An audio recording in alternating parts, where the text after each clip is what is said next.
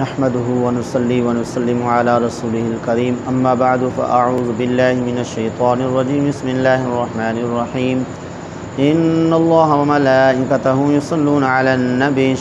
يا ايها الذين امنوا صلوا عليه وسلموا تسليما الصلاة والسلام عليك يا رسول الله وعلى آلك واصحابك يا حبيب الله الصلاة والسلام عليك يا رسول الله وعلى آلك واصحابك يا رحمة للعالمين۔ اللہ تبارک و تعالیٰ کا ارشاد گرامی ہے وَلَا تَقْرَبُوا مَالَ الْيَتِيمِ إِلَّا بِالَّتِي هِيَ أَحْسَنُ حَتَّى يَبْلُغَ أَشُدَّهُ، کہ تم یتیم کے مال کے قریب نہ جاؤ مگر ایسے طریقے کے ساتھ کہ جو بہت اچھا ہے، اور تم وعدے کو پورا کرو، اس لیے کہ وعدے کے بارے پوچھا جائے گا۔ اس آیت مقدسہ میں اللہ تبارک و تعالی نے ایک کبیرہ گناہ ہے جسے یتیم کا مال کھانا کہا جاتا ہے، یعنی یتیم کا مال کھانا،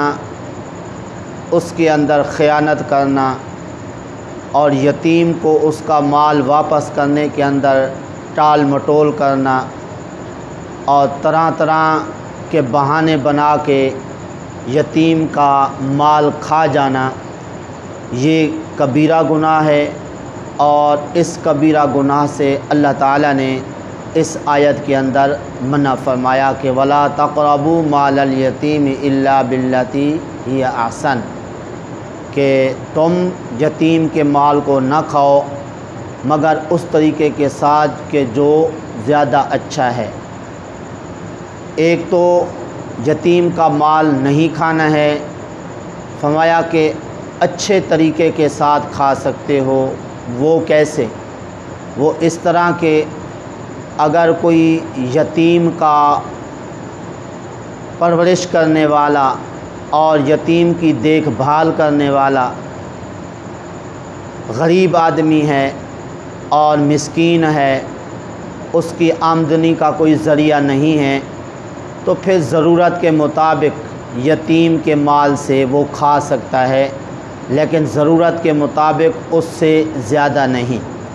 اور جو مالدار آدمی ہے وہ یتیم کے مال سے کچھ بھی نہیں لے سکتا ہے، اگر لے گا تو وہ کبیرہ گناہ کا مرتکب ہوگا اور اس طرح حرام کام کا جو ہے وہ مرتکب ہوگا۔ اب یتیم کی پرورش کب تک ہو سکتی ہے اور یتیم کو اس کا مال جو ہے کب واپس کیا جا سکتا ہے، اس بارے میں حضرت عبداللہ بن عباس رضی اللہ تعالی عنہما فرماتے ہیں کہ جب بچہ 18 سال کا ہو جائے، 18 سال کے بعد فوری طور پہ یتیم کو اس کا مال واپس کر دینا چاہیے۔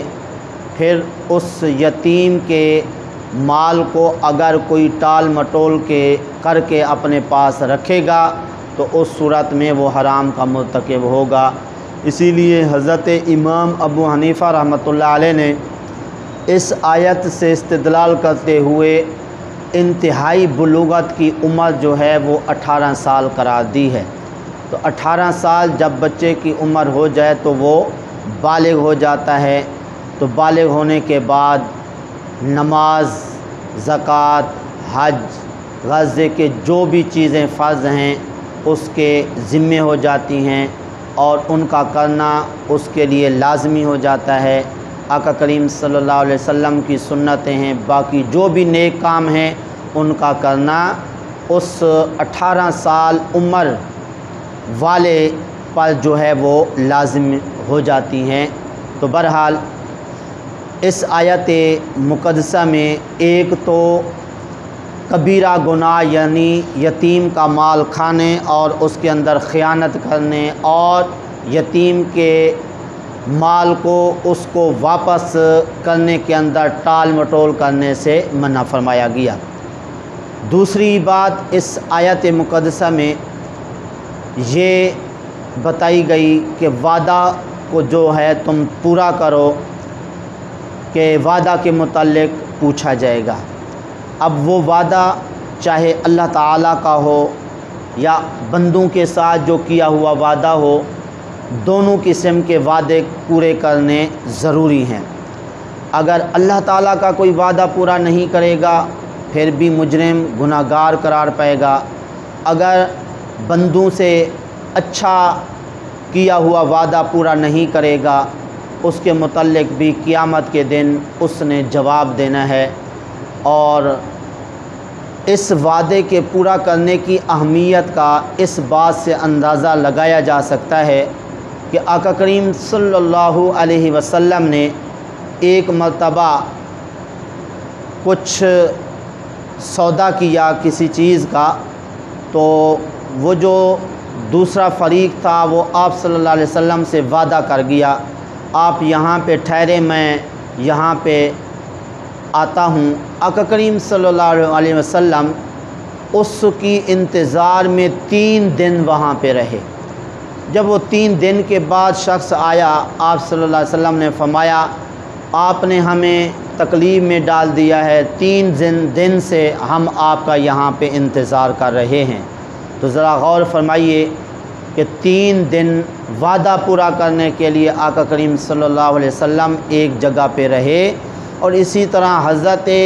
اسماعیل علی نبینا وعلیہ الصلاۃ والسلام 3 سال وعدہ پورا کرنے کے لیے ایک جگہ پہ ٹھہرے رہے۔ کتنا؟ 3 سال وعدہ پورا کرنے کے لیے، کہ ایک شخص آپ کو کہہ گیا آپ یہاں پہ ٹھہرے میں آتا ہوں، آپ پورا سال وہاں پہ رہے۔ سال کے بعد وہ شخص آیا، پھر اس نے کہا آپ یہاں پہ ٹھہرے میں آتا ہوں، وہ پھر سال کے بعد آیا تو پھر کہہ گیا کہ آپ یہاں پہ ٹھہرے میں آتا ہوں، تو تیسرا سال پورا یہاں پہ جہاں پہ آپ کو وہ شخص رہنے کے لیے کہا گیا تو وہاں پہ آپ ٹھہرے رہے، یہاں تک کہ 3 سال دیکھیں وعدہ پورا کرنے کے لیے حضرت اسماعیل علی نبینا وعلیہ الصلاۃ والسلام ٹھہرے رہے۔ تو اس طرح وعدہ پورا کرنے کی اہمیت کا یہاں سے کتنا پتہ چلتا ہے۔ تو اس لیے وعدہ جو ہے جب اچھا کر لیں تو اچھا وعدہ بندوں سے کیا ہوا جو ہے وہ پورا کرنا چاہیے۔ اللہ تعالیٰ سے جو کیا ہوا وعدہ ہے، نماز پڑھنا، اس کی عبادت کرنا، اس کی فرما برداری کرنا، یہ بھی جو ہے کیا ہے، اللہ تعالیٰ سے وعدہ ہے، تو اس کو بھی پورا کرنا چاہیے۔ اور باقی یہ کہ آج کل بیماری لگ گئی ہے ہم لوگوں کو کہ وعدہ خلافی کرنا ہماری عادت بن گئی ہے، جھوٹ بولنا ہماری عادت بن گئی ہے، کہ کوئی بندہ اگر گھنٹے کے سفر پر ہو تو وہ کہتا ہے نہیں میں ابھی 5 منٹ میں پہنچ رہا ہوں۔ تو اس طرح گھنٹے کا سفر وہ 5 منٹ میں کیسے کر سکتا ہے؟ تو یہ سراسر کیا ہے، جھوٹ ہے۔ تو اس طرح جھوٹ سے بچنا چاہیے، جتنا وقت لگتا ہے پہنچنے میں اتنا بتا دینا چاہیے۔ اور اس طرح اگر گھنٹے کا سفر ہو 5 منٹ کا یا 10 منٹ کا کہیں کہ ہم پہنچنے والے ہیں، تو یہ کیا ہوگا، جھوٹ بھی ہوگا اور وعدہ خلافی بھی ہوگی۔ اور اس طرح اگر وعدہ پورا کریں اور وعدہ خلافی سے بچتے رہیں تو اللہ تبارک و تعالی اس کے بدلے میں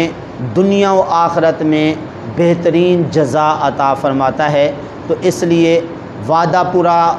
کرنے کی کوشش کرنی چاہیے۔ اگر دیکھ لیں کہ وعدہ پورا نہیں ہو سکتا تو وعدہ کریں نہیں اس سے، کہ اس طرح کسی مسلمان کو خواہ مخواہ دھوکے میں رکھنا اور اس طرح اس کو دھوکہ دینا جو ہے یہ شرعی طور پہ جائز نہیں ہے۔ جس طرح کہ کسی کا کچھ لین دین ہو اور لینا دینا ہو تو وہ کہتے ہیں اچھا چلو کل آ جانا ہم دے دیں گے، تو جب کل آیا ہمارے پاس انتظام نہیں ہو سکا، تو اس طرح ٹال مٹول بار بار کرتے رہنا، اچھا کل آ جانا، اگلی کل آئی، اچھا چلو کل آ جانا، تو اس طرح کرتے کرتے کسی کو دھوکے میں رکھنا اور اس طرح جو ہے اگلے کو پریشان کرنا جو ہے یہ اچھی بات نہیں ہے، اور یہ وعدہ خلافی بھی ہے، اور اس طرح یہ گناہ ہے، قیامت کے دن اس کے متعلق پوچھا جائے گا۔ اور آخر میں ایک اہم بات یہ کہ جب بندہ کسی حرام کام کے کرنے پر قدرت رکھتا ہو، یعنی حرام کام وہ کر سکتا ہو، آقا کریم صلی اللہ علیہ وسلم فرماتے ہیں کہ اگر وہ اللہ کے خوف سے حرام کام سے بچ جائے، اللہ تعالیٰ اس سے بہتر دنیا کے اندر اسے جزا عطا فرماتا ہے۔ ٹھیک ہے، تو اس لیے وعدہ خلافی کرنا جو ہے یہ کیا ہے؟ حرام ہے۔ اسی طرح جو ہے مال یتیم کا کھانا جو ہے یہ بھی کیا ہے؟ حرام ہے۔ اگر کوئی بندہ کمزور ہو اور اسے خطرہ ہو کہ میں یتیم کا مال کھانے سے بچ نہیں سکوں گا، تو اس صورت میں یتیم کا کفیل اور پرورش کرنے والا جو ہے اسے بننے کی کوشش نہیں کرنی چاہیے، یعنی یہ ذمہ داری اسے قبول نہیں کرنی چاہیے۔ یہی وجہ ہے آقا کریم صلی اللہ علیہ وسلم نے ارشاد فرمایا، حضرت ابو ذر غفاری رضی اللہ تعالی عنہ سے مسلم شریف کے اندر حدیث ہے کہ فرمایا، اے ابو ذر میں آپ کو کمزور دیکھتا ہوں، تو جو اپنے لیے پسند کرتا ہوں تمہارے لیے بھی وہی کچھ پسند کرتا ہوں۔ فرمایا کہ تم 2 آدمیوں کا والی نہ بننا اور تم جو ہے یتیم کے مال کا متولی نہ بننا۔ ٹھیک ہے، تو بندہ جب کمزور ہوتا ہے تو اس صورت میں جی یتیم کا مال کھانے کی بھی کوشش کرتا ہے، اس کے مال کا متولی جو ہے وہ بننے کی کوشش کرتا ہے، لیکن اس صورت میں پھر چونکہ حتی الامکان جو ہے جی یہی ہوتا ہے کہ وہ مال یتیم کا کھا بیٹھتا ہے، اور یتیم کے مال کھانے کے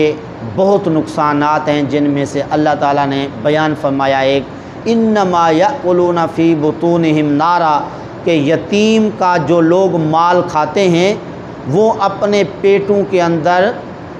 آگ بھرتے ہیں، وَسَيَصْلَوْنَ سَعِيرًا، ان قریب وہ بھڑکتی ہوئی آگ کے اندر داخل ہوں گے۔ تو اس لیے یتیم کا اگر متولی بننا ہے، اس کے مال کا دیکھ بھال کرنے والا بننا ہے، تو ان باتوں کو ضرور پیش نظر رکھیں کہ یتیم کے مال کے اندر خیانت نہ ہو، یتیم کا مال ناجائز طریقے سے نہ کھایا جائے، اور اس طرح اس کے مال کو واپس کرنے کے اندر ٹال مٹول نہ کی جائے۔